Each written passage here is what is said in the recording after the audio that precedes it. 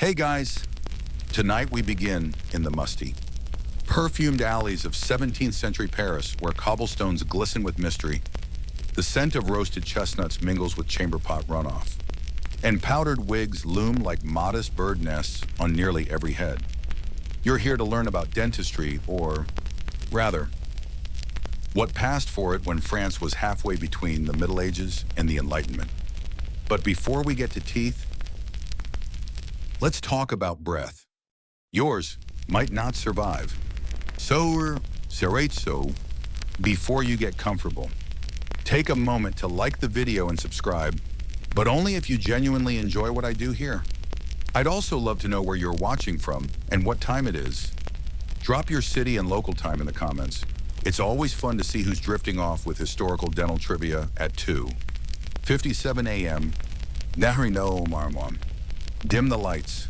Maybe turn on a fan for that soft background hum. And let's ease into tonight's journey together. You stand at the corner of Rue Saint-Honoré, and your nostrils twitch as a cavalcade of sensory experiences flood in. Paris is bustling, but not the twinkly, touristy kind of bustle. This is the horses and hawks soup kind. The year is 1678. Louis XIV is on the throne. The Versailles court is reaching peak fabulousness, and hygiene is still considered more of an artistic choice than a daily obligation.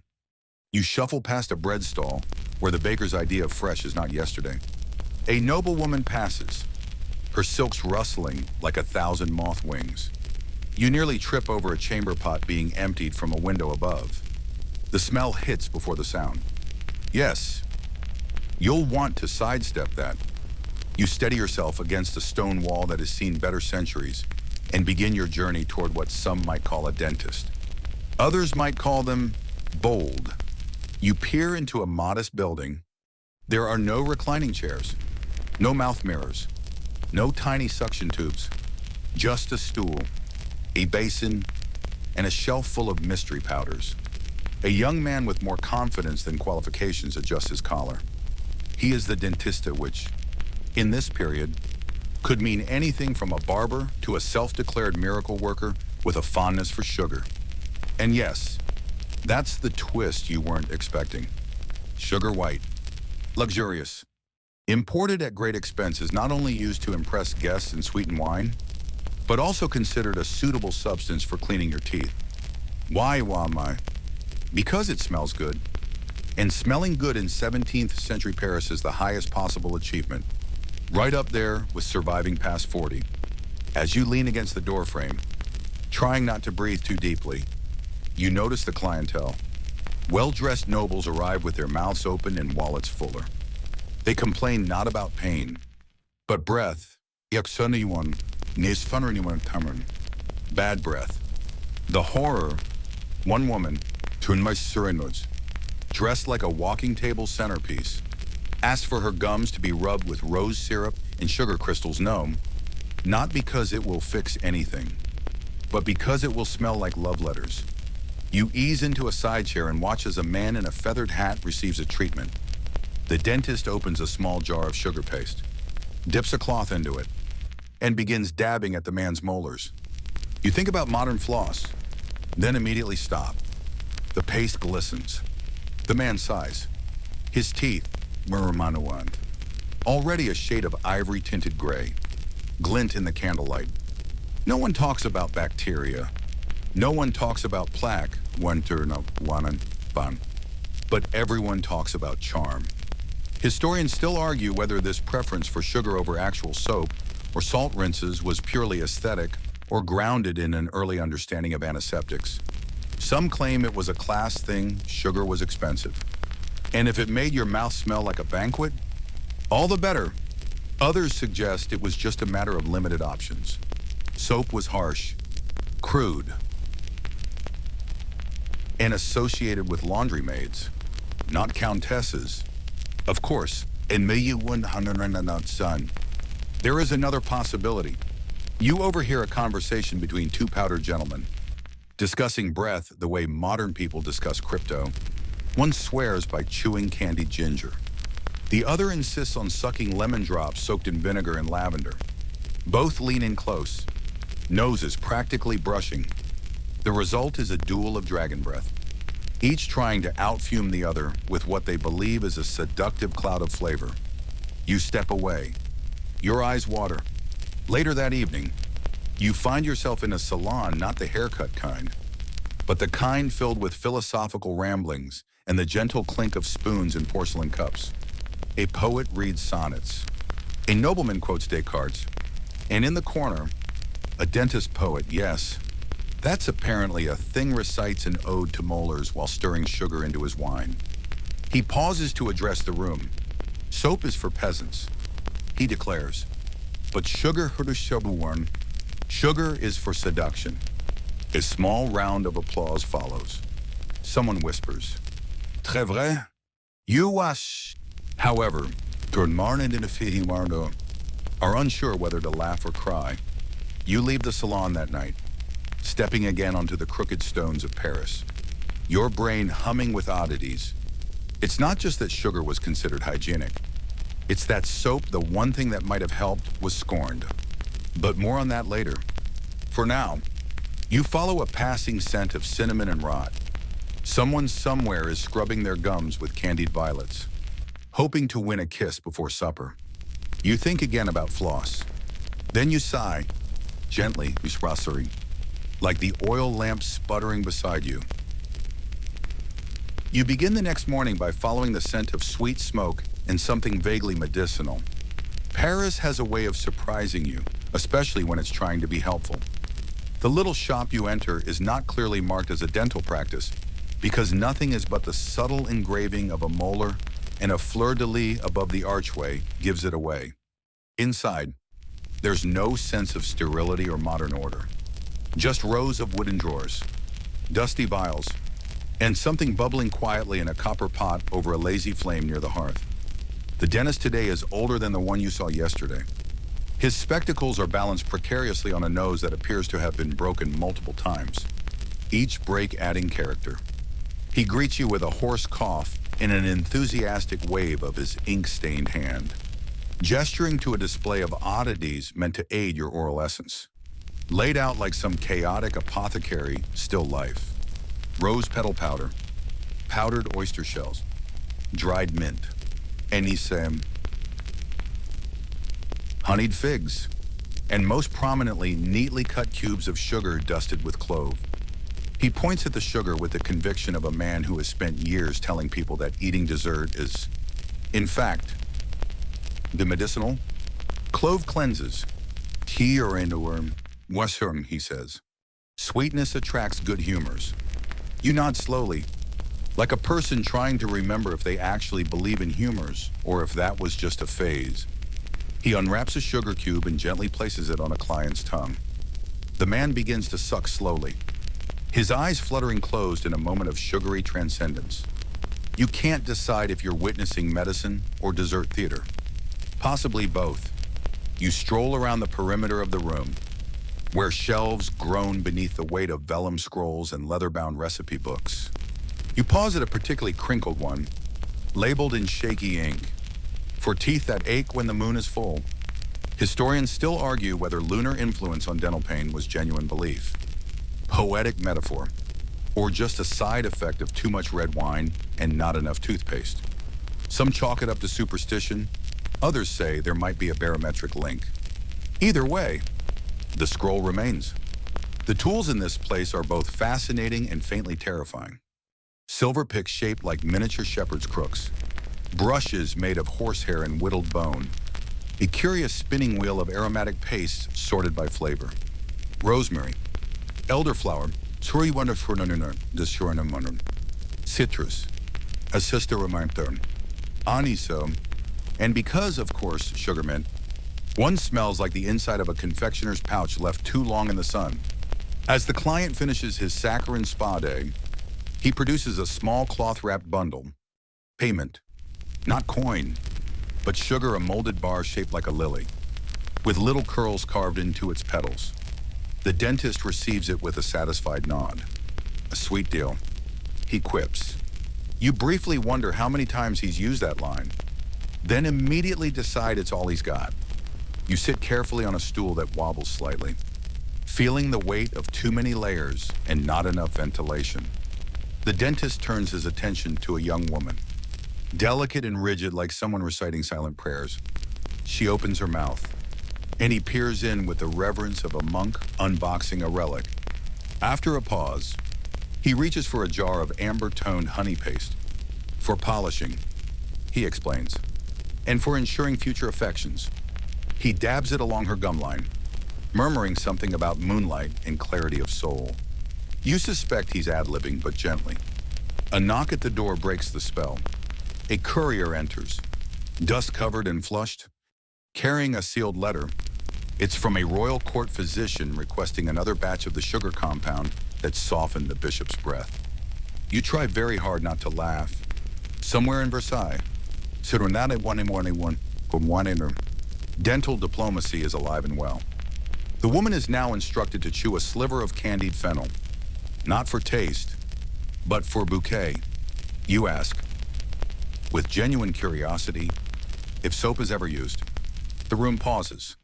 The dentist blinks, then recoils as though you've insulted his family, his country, and his ancestors simultaneously. Soap, he says, his voice cold and heavy, is for stains, not for saints. It dries the tongue. It mocks the flavor of the spirit. This is not sarcasm. This is doctrine. You sip the cup of lavender water he hands you, lightly perfumed. A hint of bitterness. The dentist produces a small plaque crafted not of marble or ivory, but hardened sugar with a crude molar engraved in relief. He hangs it proudly beside a dusty window, above a parchment with the phrase, we cleanse in sweetness. Historians still debate whether this obsession with sugar among dentists was rooted in genuine belief or calculated branding. Some argue it was a social signal. Sugar was rare, expensive, and refined, much like the people who used it. Others say the dental elite merely mirrored the culinary elite.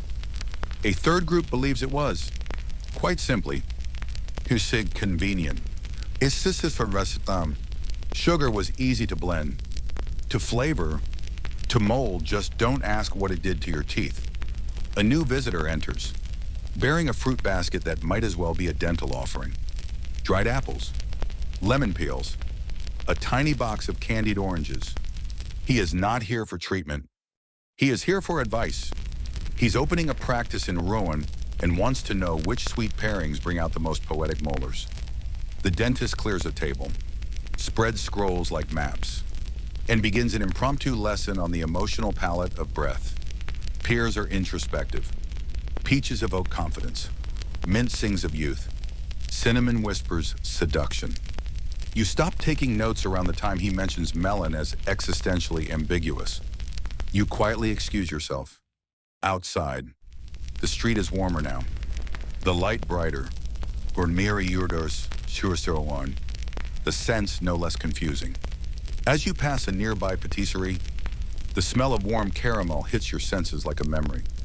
You hesitate, then reflexively breathe into your own hand. And yes, it's faintly sugary. You wander farther down the winding streets of Paris, past crumbling stone facades and signs that creak in the breeze like indecisive weather vanes. It's late morning now, and the city is stretching into its day with the lazy urgency of a cat deciding whether or not to chase a shadow. You're not heading to a grand institution of medicine or science today. You're heading to a kitchen. Not because your journey has been detoured, but because, in 17th century France, dental health sometimes starts at the dinner table. Or more accurately, in what's left of the dinner table. The smell reaches you before the doorway does a mixture of bread crust, boiled plums, and something vaguely metallic. You duck into a small, smoky room filled with steam, utensils, and two elderly women arguing in hushed tones over the consistency of a fig paste. Neither of them notices you. One is stirring a pot with a spoon that might have once been silver. The other is chopping mint leaves with a blade that should probably be retired. On a nearby counter, you spot several dishes, soft cheeses, roasted nuts, sugared violets, and a tray of strange, puffy biscuits, none of which look particularly tooth-friendly. A man enters carrying a small bundle wrapped in wax cloth. He unwraps it carefully, revealing several misshapen sugar cubes, each dyed a different pastel shade rose. Lilakitarinammin, lemon, kiwi tramano. You realize these aren't for dessert. These are for the mouth. He explains, proudly, that they're oral refreshers meant to be placed between the cheek and gum and allowed to dissolve slowly, preferably while reciting poetry or playing the lute. You smile politely. The man beams. He has 4 teeth, none of which seem especially confident in their position. A young girl appears from behind a curtain, barefoot, with ink-stained fingers and an apron too big for her. She begins stacking jars on a shelf.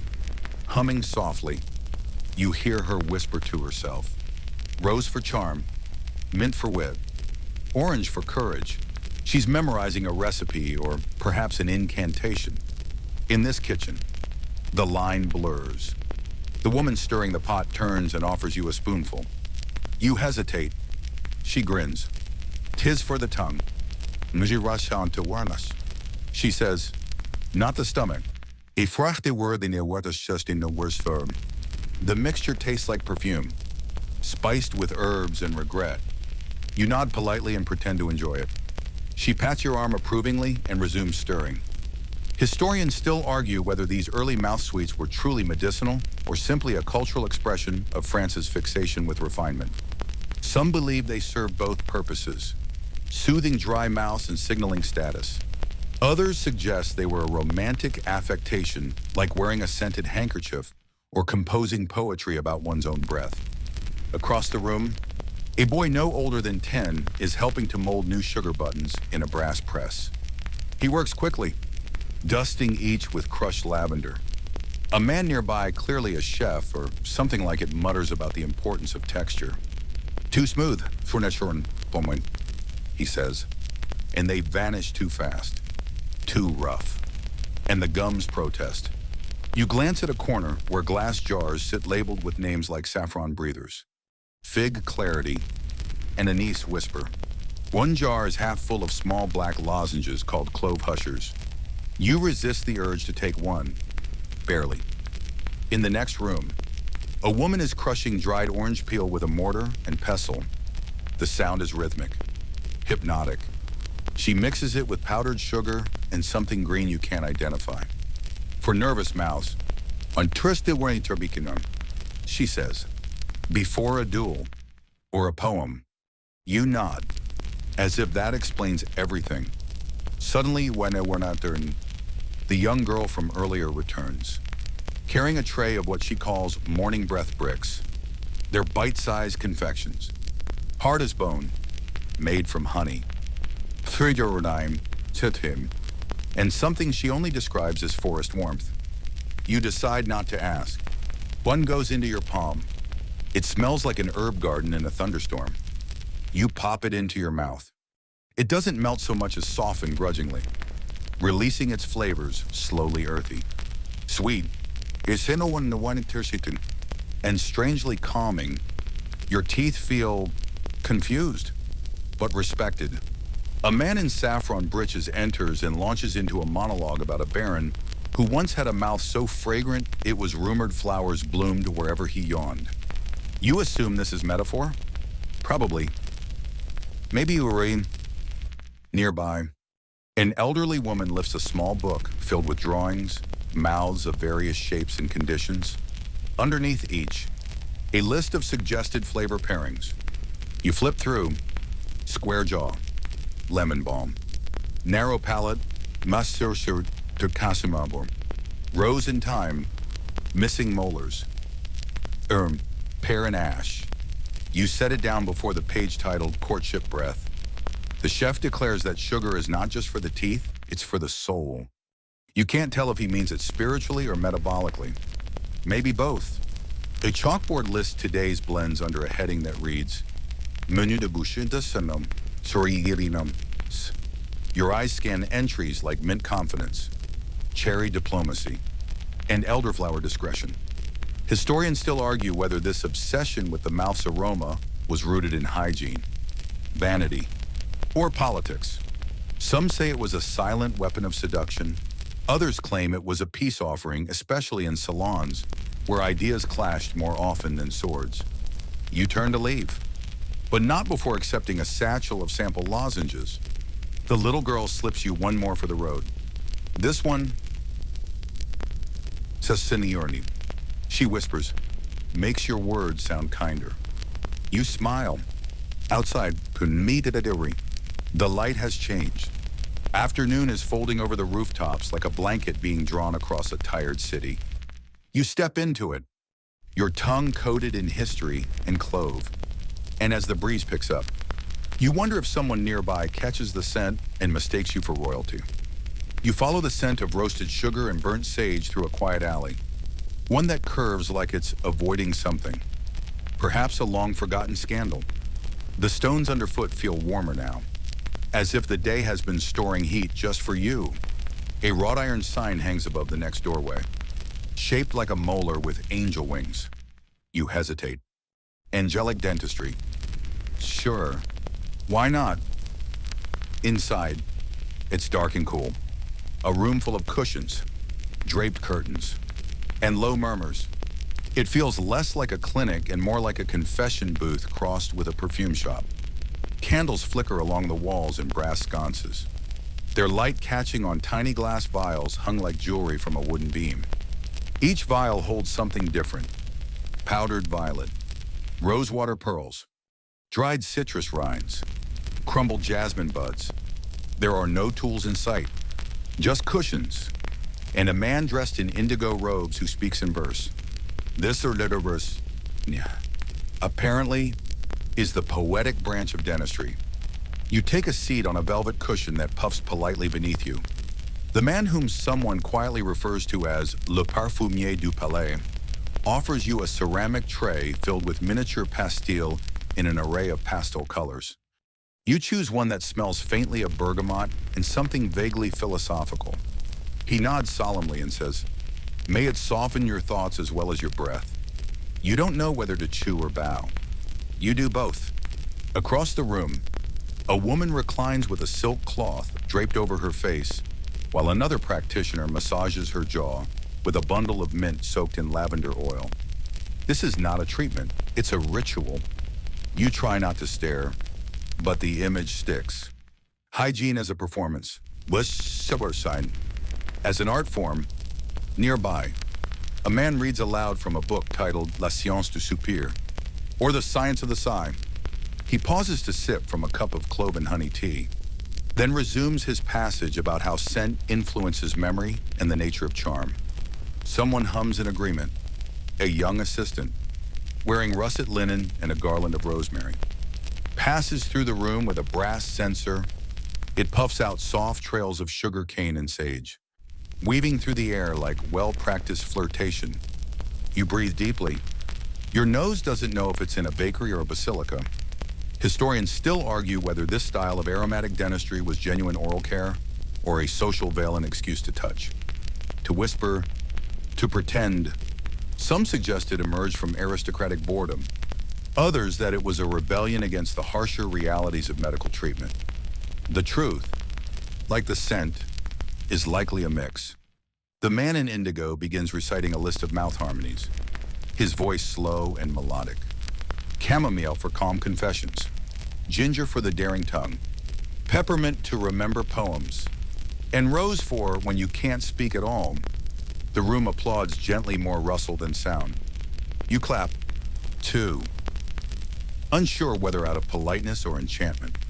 A girl in the corner traces teeth shapes in a bowl of powdered sugar with a stick of cinnamon. She arranges them into constellations and hums a lullaby only she seems to know. You wonder briefly if she's training to be a dentist or a dream weaver. Then you realize that it be show. In here, it might be the same thing. Someone begins preparing what looks like a lip balm, but is labeled pre-kiss clarity. You blink. The woman applying it pauses, glances over, and smiles. For resonance. She explains. Words sound truer when they glide. You nod and look away before your vocabulary escapes you entirely. A brief commotion near the entry draws your attention. A man with breath like old roses bursts in, asking whether there is a mixture for apologies. He is handed a pastil of lavender and ash. Speak it slowly. The assistant says, and breathe between each word. The room returns to silence. Somewhere in the back, someone starts to sing a single note that floats, soft and clear, like a feather across a darkened pond. You close your eyes.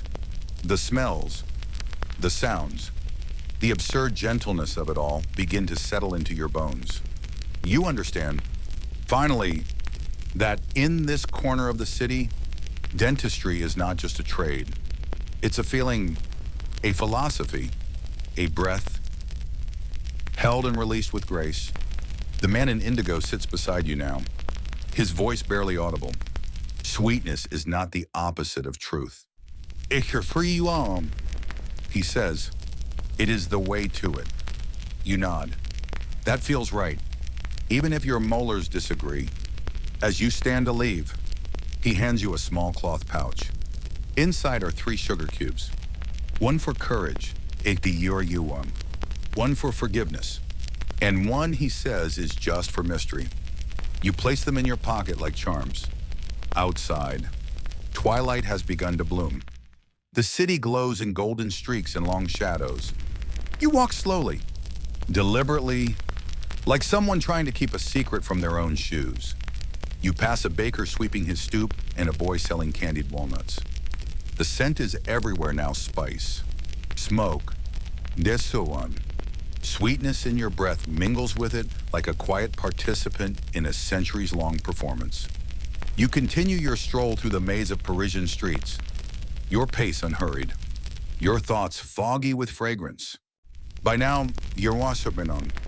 Your breath smells like a well-read love letter, and your mind is floating somewhere between historical trivia and a mild sugar coma. The sky has dimmed to a soft bluish gold, and the clatter of hooves and heels echoes softly off stone buildings dressed in ivy and smoke. You pause beneath a narrow archway where a sign creaks overhead. Maison des saveurs buccales. The house of mouth flavors. Of course it does. You step inside. This one's different. More clinical. The floor is scrubbed stone, the air tinged with vinegar and peppermint. There's a sense of order here, of something bordering on science. You nod in respect to a man in a charcoal robe who looks like he files his scrolls alphabetically. He returns the gesture with a slight bow and points to a long table covered in instruments, not surgical, not quite culinary. They are somewhere in between. Mortars, pestles, brushes, spoons, and most notably a delicate contraption shaped like a miniature trebuchet, apparently used to test the elasticity of lozenges. A young apprentice in teal records something on a parchment, glancing occasionally at a rack of drying orange rinds. Nearby, another assistant is stirring what appears to be a thick syrup over a low flame, muttering ratios under her breath. This is less a salon and more a lab, albeit a very fragrant one. You are offered a small wooden spatula coated in something translucent and shimmering. Prototype. Defani Rebessa Beater, says the charcoal-robed man. Chamomile glaze for molar serenity. You place it on your tongue. It melts slowly. Its flavor is understated as a sigh. You nod. He nods. No one speaks for a full 10 seconds. Then the lesson begins. He speaks of breath not as a function, but as a language. Breath is communication before words, he says, and it deserves vocabulary. He lists compounds: clove honey balm, juniper paste, fennel powder suspended in goose fat, all designed for specific social occasions. Duels, declarations of love, courtroom speeches, and of course, poetry readings under moonlight. Historians still argue whether these practices were truly oral hygiene or symbolic rituals dressed as medicine. Some view them as proto-perfumery, others as theatrical self-care. A third camp simply refers to it as high-budget halitosis. Regardless, you are here now, sampling paste from a tray shaped like a daisy. You're shown diagrams, hand-sketched illustrations of tongues, each labeled with names like the orator, the slanderer, the liar's blossom, and the candied whisper. Your mind drifts briefly to modern dental charts and how sterile they now seem. A middle-aged man enters, flustered, asking for emergency eloquence. The charcoal-robed practitioner calmly prepares a blend of marjoram and mint oil, folds it into a tiny square of cloth, and instructs the man to hold it beneath his tongue while reciting a sentence of apology 3 times. The man nods, solemnly performs the ritual, and exits with a relieved breath and a new business card. In the back of the room, a young woman is sculpting sugar into animal shapes. A rabbit, a lion, a bird mid-flight. For children who fear the dentist, she explains, distraction, delight, and an edible reward. You watch as she hides tiny lozenges inside each sculpture, little surprises for tiny mouths. You try one shaped like a snail. It tastes of honey and orange peel, the kind of flavor that makes you want to sit in a garden and talk to bees. Behind you, someone is bottling something called Elixir du Silence. It's pale purple and smells of crushed violets and iron. You dare not ask what it's for, but the label suggests it's best served before arguments with relatives. You step back to the main table and notice a list posted on the wall. Top 5 breath accents of 1679. Cardamom grace, burnt sugar regret, juniper sincerity, lemon nostalgia, cinnamon assertion. You scan the room again. The practitioners work quietly, efficiently. There is no laughter here, only the reverence of alchemy and progress. A cat slinks along the windowsill. Of course there's a cat. It yawns, revealing tiny, sugar-polished fangs, and curls up next to a tin labeled crisp thought tablets. You resist the urge to steal one. The cat watches, judging gently. You thank the charcoal-robed man, who gives you a pouch of clove ash pearls for emergency discretion. You accept it solemnly, unsure if you'll ever need it, but completely convinced that you might. Outside, the world is quieter. The wind has softened. Your feet feel lighter, your breath laced with memories of herbs and history. And somewhere deep in your chest, you begin to understand that in this world, this very specific, delicately absurd world, dentistry is less about teeth and more about the stories we leave behind in the spaces between words. You walk deeper into the curling arteries of the old city, the kind of streets that feel like they were designed by gossip and goat paths rather than urban planners. Shadows lengthen around you, but there's still warmth in the air and something tart on your tongue from the last lozenge. You pass a perfumer, a candle maker, and a gentleman shouting about turnips, and then, finally, you arrive at a place so unassuming you nearly miss it. A cellar with an open door and a hand-painted sign that reads, Le Club des Gencives Fragrantes, the Fragrant Gums Club. You blink, then descend the stone steps. The space inside is dim, lit only by the soft glow of beeswax candles and the occasional reflection of copper kettles. The walls are stone, the ceiling's low, the floor warm from the day's stored sun. A small group is gathered around a central table, their voices hushed, their laughter infrequent but sincere. This isn't a spa or a lab. It's a society. Someone gestures for you to sit. You oblige. A silver dish is placed in front of you with a single sugar cube beside it, infused with something floral and unfamiliar. Verbena, dueno de tornetin duros, whispers the man beside you, as if revealing a password. You place it on your tongue.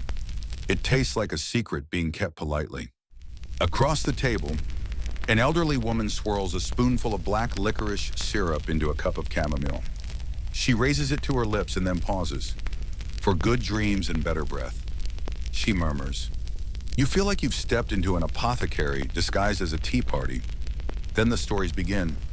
Each person takes a turn recounting a moment in their life where breath hits quality. Its absence, its sweetness changed everything. One man tells of a letter passed by breath alone, whispered behind a tapestry during a masquerade. Another recounts a marriage proposal made less romantic by an ill-timed onion tart. Laughter bubbles gently, never loud enough to wake the dust. Historians still argue whether these oral traditions were literal truth or cultural theater. Some believe breath was considered a spiritual force, part of one's essence. Tied to sincerity, others view it as social lubricant, a scented handshake in a world without deodorant. The rest don't argue at all, they just smile, pop in a pastille, and let the room smell better. The host of the evening, a man with ink-stained fingertips and a voice like parchment, rises to recite a few oral aphorisms. You jot them down mentally. Say nothing you wouldn't let linger on someone's lips. Better silence than sourness. Sweet breath earns sweeter secrets. The group nods in approval. The small bell chimes. Intermission. You're offered a napkin containing what's labeled Petite Brise, a soft candy made from coriander. Minter free you one if you want. And fig resin. So on in front of you when I want to sir certain. It's chewy and oddly satisfying. Like a compliment you didn't expect but somehow needed. You chew thoughtfully. Listening to a nearby couple discussing whether rosemary improves not only breath, but memory, a young boy walks through carrying a tray of small glass vials. Each contains a single drop of concentrated breath tonic. The labels are handwritten. Confidence. Clarity. Mystery. Mercy. You choose mercy. Partly because it smells like vanilla and something floral, and partly because you feel you owe your tongue an apology for what's still to come. There is no dental chair here, no sterile gloves, only warm eyes, percussions, practiced hands, and a room full of people who have decided that scent is reason enough to gather. You excuse yourself to explore the shelves lining the room. You find collections of hand-bound volumes, recipes for mouthwashes made from wine and sage, essays titled Breath as Diplomacy, illustrations of tongues in states of rest and tension. One diagram features emotional gusts and silent gusts. You're not sure which one you produce, but now you're self-conscious about it. A cat, yes. Another cat sleeps on a pillow beneath a sign that reads, "Let the breath be gentle." You tiptoe past it with a reverence usually reserved for relics or sleeping gods. Back at the table. The stories continue. A woman tells of a rosewater tonic so potent it ended a quarrel before it began. A man with only 3 teeth shares that he still chews cloves daily, not for function, but for memory. Someone else confesses they once tried brushing with soap, just to know. The room gasps in quiet horror. The host gently sets down a dish of candied fennel. The moment passes. Historians still puzzle over these kinds of clubs. Were they proto-philosophical societies? Wellness gatherings? Social experiments? The records are sparse. Perhaps because the members believe that what is truly fragrant doesn't need to be recorded. It simply lingers. You sip from a cup of apple blossom tea and realize that no one here has tried to sell you anything. No one has claimed to cure you. They've simply welcomed you, fed you sweet things, and asked you to breathe. The bell chimes again. The host places a hand over his chest and says, "May your words be kind and your breath kinder." The room echoes softly with agreement. You rise from your cushion, pockets a little heavier with lozenges, and make your way back up the stone steps. Night has finally arrived. The stars blink down like polite reminders. The wind brushes your face, and you exhale slowly soft. Suriname, sweet, and perhaps just a little wiser. The final light of day dissolves behind the rooftops as you wander toward the Seine, the river that curls through the city like a silk ribbon forgotten on a dressing table. Paris at night is no quieter. Just rearranged voices soften. shutters close, and the perfume of the street changes from bread and beeswax to ash and amber. You feel the weight of the evening's sweets in your pocket and the gentle coating of history still lingering on your tongue. You've come now to a small courtyard where the windows glow with candlelight and the vines creeping along the walls seem to listen in on conversations. A discreet placard at the doorway reads, Institut de la Laine Nuancée, the Institute of Nuanced Breath. This, you've heard, is where the most refined of breath philosophies are practiced. Not merely freshening, not merely flavoring, but interpreting. Translating, elevating, inside. The walls are painted in soft pastels and the ceiling is domed with tiny pinprick holes that let the candlelight flicker like starlight. There is no music, but the room hums with intention. You're greeted by a woman in dove-gray robes who offers you a rolled scroll and a choice of chair. You unroll the scroll. It reads, Tonight's exploration, the emotional grammar of breath, how to taste your truth before you speak it. You thought you sit. At the front of the room stands a man with silver in his beard and fig preserves in his smile. He introduces himself as a savant du soupir, a scholar of sighs. Pinaterm. His assistant, a girl of perhaps 12, offers you a tasting spoon carved from plum wood. It's for calibration. She says, the spoon bears a dab of syrup the color of old sunlight. You taste it. The flavor is impossibly layered. A beginning of time, a middle of apple peel, and an ending of something that makes you briefly think of holding hands in the rain. You glance around. Others are nodding. You are calibrated. The scholar begins to speak, and you find yourself lost in the rhythm of it. He compares mint to honesty, cinnamon to persuasion, and myrrh to withheld regret. Never whisper with vinegar on your breath. He warns, it's your... It sours the message. His eyes twinkle with the certainty of someone who has never once regretted chewing a clove. A demonstration follows. 2 volunteers are asked to share compliments. First with neutral breath. Then after sampling a lozenge infused with marjoram and sugar, the difference is subtle, but present like hearing the same sentence in 2 languages.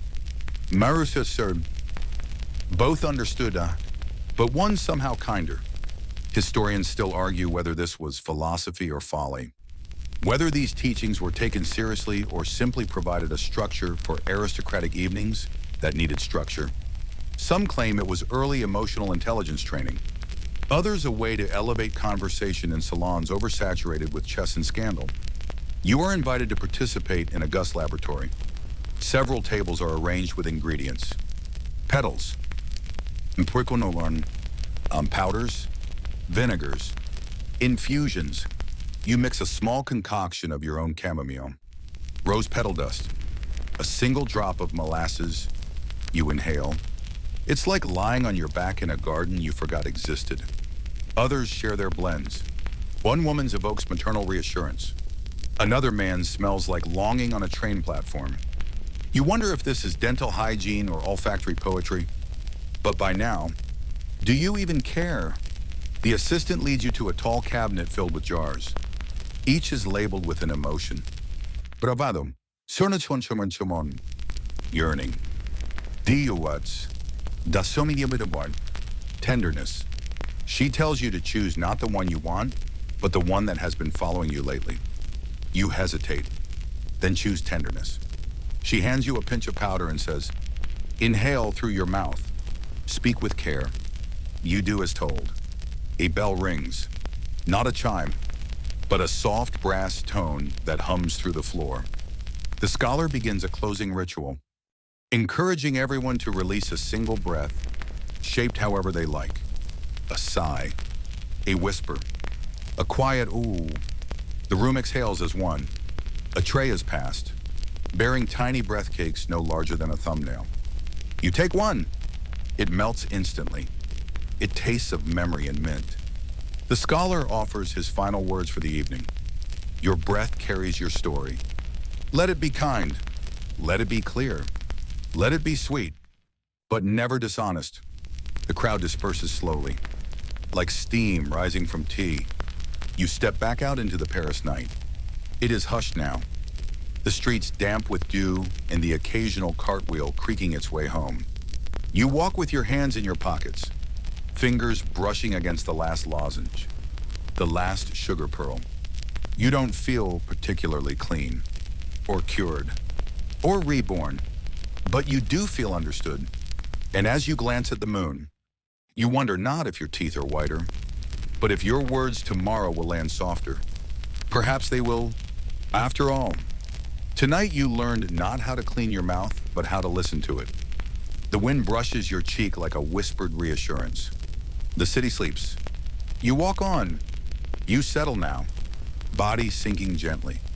Mind still wandering through cobbled alleys and candlelit rooms. You've walked through places where breath meant more than oxygen, where scent was a message. A mirror, nearness or notice, a gift. Let all those flavors dissolve now. Let the mint quiet your thoughts. The clove warm your chest. The rose remind you that softness is strength. You remember sugar cubes handed to you like spells, whispered recipes passed across tables, and strangers who spoke in fragrances. You recall laughter that wasn't loud, silence that wasn't empty, and sighs that said more than whole sentences. Your breath, once automatic, now feels chosen, tender, and deliberate, as though the night itself is listening to you. So you let it out slowly. Maybe you still don't understand 17th century dentistry. Maybe no one did. But you understand this. There is beauty in care, in pause, in rituals that ask you to treat your mouth like something sacred. You close your eyes. A cat somewhere purrs. A curtain stirs. A sugar pearl waits patiently in a pocket for morning. And you rest,